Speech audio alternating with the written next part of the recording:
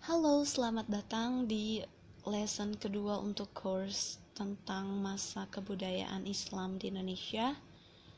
Kali ini kita udah nyampe di lesson pertama tentang kerajaan bercorak Islam di Indonesia. Yes, jadi setelah kemarin aku ngebahas tentang teori masuknya Islam ke Indonesia, sekarang aku bakalan jelasin kerajaan-kerajaan bercorak Islam yang pernah ada di Indonesia. Dan itu adalah kerajaan Perlak. Yaps, yang pertama itu kerajaan Perlak yang bakalan aku jelaskan. Oke. Kerajaan Perlak. Kerajaan Perlak itu merupakan kerajaan Islam pertama yang ada di Indonesia. Walaupun perlu digarisbawahi kalau di beberapa sumber ada yang berpendapat kalau kerajaan Perlak ini bukan yang pertama, melainkan kerajaan pertama itu kerajaan Samudra Pasai. Cuma di beberapa sumber juga dijelaskan kalau kerajaan Perlak itu kerajaan pertama karena dia itu berdiri dari tahun 840 gitu. Terletaknya itu di daerah Perlak. Perlak itu nama daerah di Aceh. Perlak itu daerah di Aceh Timur. Dan daerah ini tuh terkenal sebagai daerah penghasil kayu perlak. Nah, jadi kayu perlak itu apa sih? Kayu perlak itu adalah jenis kayu yang bagus banget buat ngebuat kapal. Dan karena itu daerah ini tuh dinamai negeri Perlak. Nah, hasil alam dan posisinya yang strategis itu bikin Perlak berkembang sebagai pelabuhan niaga yang maju di abad ke-8, serta disinggahi kapal-kapal yang berasal dari Arab dan dari Persia juga. Untuk masa kejayaannya, Perlak ini berkuasa dari tahun 840 sampai tahun 1292 Masehi. Oke, itu dia sekilas tentang kerajaan ini, kerajaan Perlak. Oke. Dan untuk pemimpinnya sendiri, kerajaan ini tuh dibagi dua dinasti. Yang pertama ada dinasti Syekh Maulana Abdul Aziz Shah, dan yang kedua ada dinasti Jangan Berdaulat. Nah, aku bakalan jelasin dua-duanya, siapa ini dari gimana kepemimpinannya. Ya. Jadi yang pertama itu di dinasti Syekh Maulana Abdul Aziz Shah itu, ini dia raja-raja yang memerintahnya. By the way, for your information, pendiri kerajaan Perlak ini adalah Sultan Alaidin Syahid Maulana Abdul Aziz Shah. Beliau itu menganut aliran atau mazhab Syiah, dan dia itu seorang keturunan pendakwah Arab. Dan ketika pemerintahannya beliau itu, ulama-ulama bermazhab Sunni mulai masuk ke Perlak dan menebarkan pengaruh ini waktu Sultan Alaidin Syed Maulana Abbas Shah itu ada masuk pengaruh Sunni.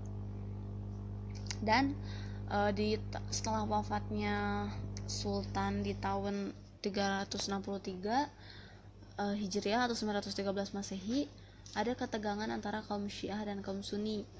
Dan sampai 2 tahun berikutnya Perlak itu nggak punya sultan atau nggak punya raja.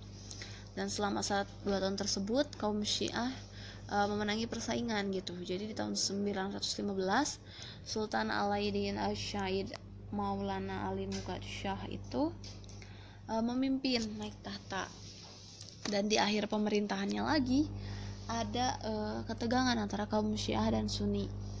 Dan sekarang kali ini membawa keunggulan pada golongan Sunni, dan imbasnya sultan berikutnya itu diangkat dari golongan Sunni. Dan inilah dinasti Jangan Berdaulat yang berasal dari golongan Sunni. Ini dia ada raja-rajanya atau sultan-sultannya banyak banget.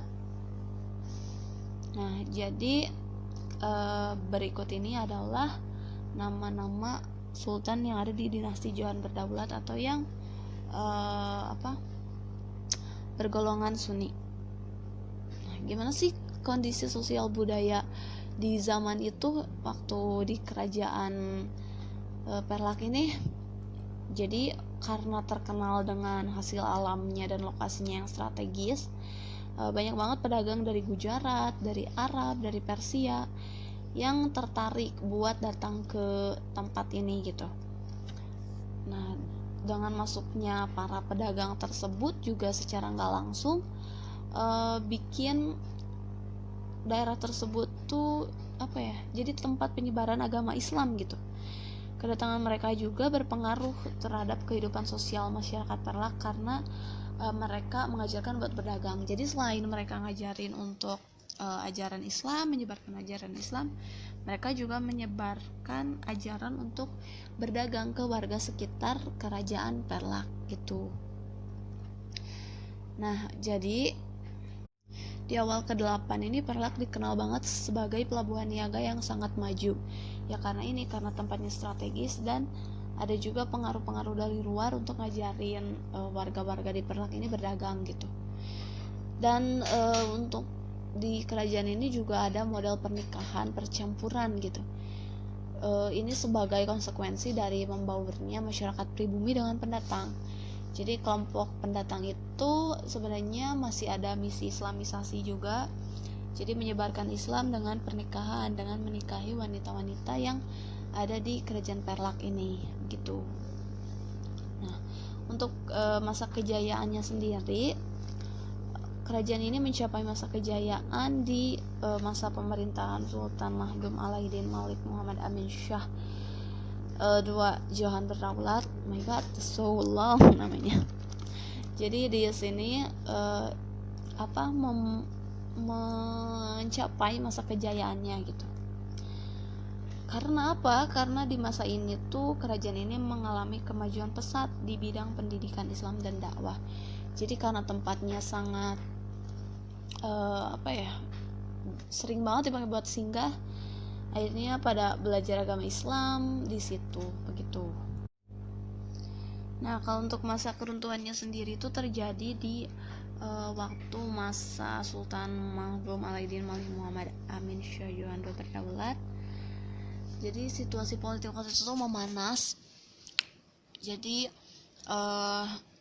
beliau menjalankan politik persahabatan dengan menikahkan 2 orang putrinya dengan para penguasa negeri tetangga. Tapi setelah Sultan Mahdum Alaiddin Malik Abdul Aziz Shah Jahan Berdaulat ini meninggal, Perak ini justru disatukan dengan kerajaan Samudra Pasai di bawah pemerintahan Sultan Muhammad Malik Al-Zahir. Jadi ini sebabnya kenapa di sini dikategorikan kalau Perlak ini kerajaan Islam pertama, karena justru setelah kerajaan Perlaknya runtuh itu baru digabungin dengan Samudra Pasai. Jadi itu alasan kenapa kerajaan Perlak disebut kerajaan Islam yang pertama begitu. Dan ini adalah beberapa peninggalan kerajaan Perlak. Ada 3 item di sini. Yang pertama itu ada mata uang Perlak. Mata uang Perlak ini diyakini merupakan mata uang tertua ya yang ditemui di Nusantara.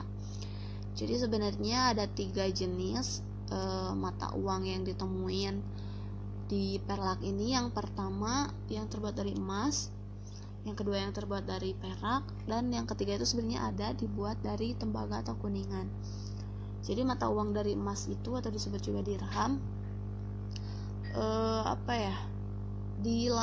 ada di zaman Sultan Mahdum Alaiddin Ahmad Shah Jahan Berdaulat yang memimpin Perlak tahun 501 sampai 527.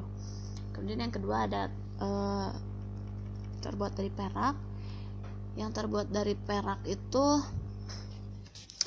ada tulisannya Duribat Mursyidam gitu. Jadi itu tuh putri mahkota yang memerintah Perlak karena ayahnya sakit. Dan yang ketiga ada mata uang tembaga atau kuningan. Ini bertuliskan huruf Arab tapi belum bisa dibaca. Dan adanya mata uang yang ditemukan ini menunjukkan kalau kerajaan Perlak merupakan kerajaan yang telah maju karena udah ada mata uang, udah ada arus ekonomi. Yang kedua ada juga stempel kerajaan. Stempel kerajaan ini bertuliskan huruf Arab. Jadi ditemuinnya itu membentuk kalimat al-wasik billah kerajaan negeri Bendahara sana gitu. Dan yang ketiga ada makam Raja Benoa.